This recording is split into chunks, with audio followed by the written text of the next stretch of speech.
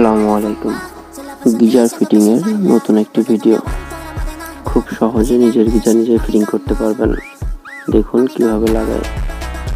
এখন safety valve অথবা pressure valve লাগানোর প্রিপারেশন চলছে। এটাকে সেফটি ভালভ অথবা প্রেসার ভালভ বলা হয়। এটা ইন লাইনে ইউজ করা হচ্ছে। এখানে দুইটা কানেক্টর আছে, ব্লু এবং রেড। ব্লু ইন এবং রেড আউট। তো আমরা ইন লাইনে সেফটি ভালভ এবং প্রেসার ভালভ ইউজ করছি। হাতে যে পাইপটি দেখছেন এটার প্রয়োজন হয় না, কোম্পানি গিজারের সঙ্গে দিয়েছে, তাই এটাও ইউজ করে দিলাম। আপনারা চাইলে এটা স্কিপ করতে পারেন।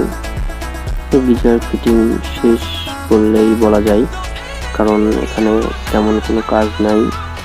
শুধুমাত্র এটা টাইট দিলেই, এটা হচ্ছে আউটলাইনের একটি পাইপ।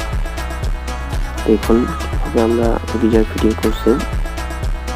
এবার আমরা দুইটা লিক পাইপ দুইটা জায়গাতে অ্যাক্টিভ করে দিলেই কাজ শেষ।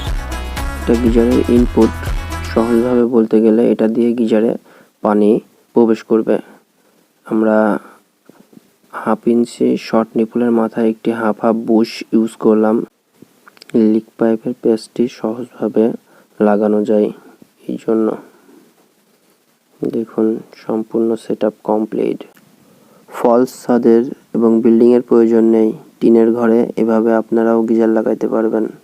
ধন্যবাদ ভিডিওটি দেখার জন্য।